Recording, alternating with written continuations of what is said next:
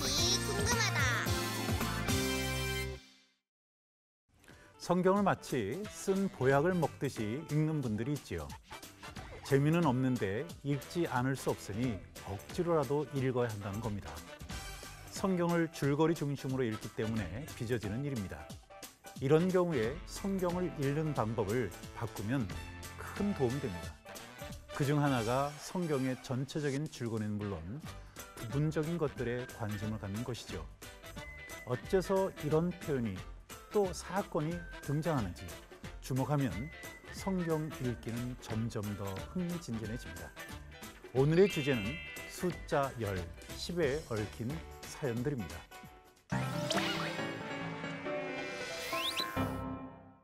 대홍수가 시작되기 전에 하나님은 누구와도 상의하지 않고 세상을 심판했습니다. 그런데 소돔과 고모라를 멸망시킬 때는 사전에 아브라함에게 그 사실을 알리고 의논하는데요. 이스라엘 남쪽 사해 부근에 위치한 것으로 알려진 소돔과 고모라는 본래 비옥한 땅이었습니다. 소돔 지역 주민들은 모든 것이 풍족했기 때문에 하나님의 은혜를 잊은 채 점점 악해졌고요. 그들의 타락 수준은 굳이 하나님의 말씀을 인용하지 않더라도 롯의 손님으로 가장한 천사들을 대하는 태도에서도 충분히 확인할 수 있었죠.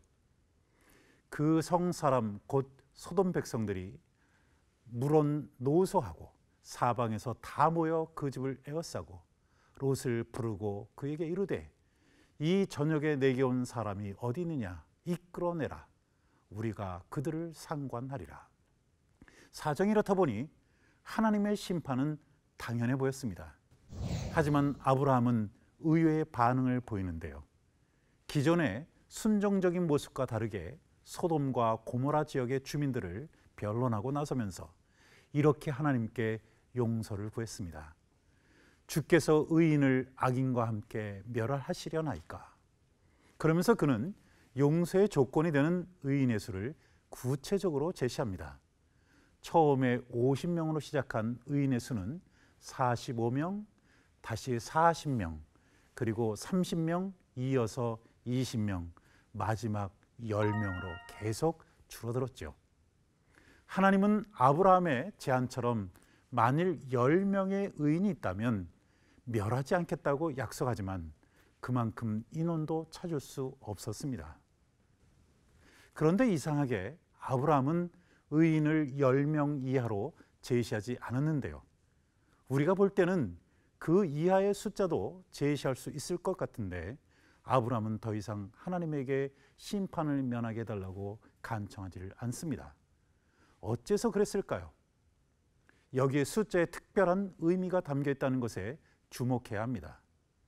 아브라함이 10명에서 의인의 수를 그친 것은 10명이 한 사회를 구성하는 최소한의 기본 단위였기 때문입니다. 이 때문에 아브라함은 10명 이하의 인원을 제시하지 않은 것이지요. 이스라엘 사람들은 그 전통을 따라서 오늘날에도 성인식을 치른 남자 성인이 최소한 10명은 있어야 유대 회당을 설립할 수 있는 것으로 규정합니다. 그러면 계속해서 열이라는 숫자와 관계가 있는 또 다른 사건을 살펴볼까요? 열이라는 숫자가 가장 극명하게 드러나 있는 사건 가운데는 하나님이 이집트의 군주 파라오에게 내렸던 10가지 재앙이 대표적입니다. 그 10가지 재앙들은 무엇을 의미할까요? 먼저 나일강이 피로 변해서 썩고 물고기가 떼죽음을 당한 그런 재앙은 이집트인들의 민속신앙과 관계가 있습니다. 나일강으로부터 떨어진 지역은 건조해서 농사가 불가능했지만 매년 범람하는 나일강은 가까운 지역의 땅을 비옥하게 만들었지요. 이집트인들은 자신들의 젖줄과도 같은 나일강을 중시하다 못해 신성히 여기게 되었고 그래서 사제들은 날마다 일과에 따라서 신성한 나일강의 신상들을 씻는 의식을 거행했습니다. 그런 나일강이 피로 변하고 물고기가 떼죽음을 당해서 마시지 못할 물이 되었는데요. 재앙은 바로 이런 현실적인 배경에서 이해하는 게 매우 중요합니다. 하나님은 이 재앙을 통해서 그 어느 신보다도 자신이 위대하다는 것을 입증한 것이죠. 개구리 재앙 역시 의도는 동일했습니다. 하나님은 개구리 떼를 파라오의 침상이나 음식에까지 들어갈 정도로 많이 만들었다가 일거에 없애버렸는데요. 이것은 이집트의 헥트신을 겨냥한 하나님의 재앙이었죠. 헥트신은 때만 되면 창궐하는 개구리 떼를 어쩌지 못하기 때문에 그가 나일강의 악어를 키운다고 이집트인들은 믿었습니다. 하나님은 엄청난 숫자로 불어난 개구리들을 일거에 처리함으로써 자신이 헥트신보다 더 막강한 존재라는 것을 보여주신 것이죠. 이외에도 하나님은 이집트인들이 믿는 땅의 신 셋을 이로 만들어서 조롱했고 신으로 떠받드는 파리떼를 단번에 격퇴했습니다. 또 물과 불의 신 이시스와 세라피스 역시 하나님이 내린 우박과 메뚜기 앞에서는 속수무책이었는데요. 이집트의 태양신 라도 암흑의 재앙을 어찌하지 못했습니다. 파라오와 이집트인들은 이집트의 전통신들을 무력화하는 하나님의 10가지 재앙을 겪으면서 자신들의 무력함을 절감한 채 이스라엘 사람들을 돌려보낼 수밖에 없었죠.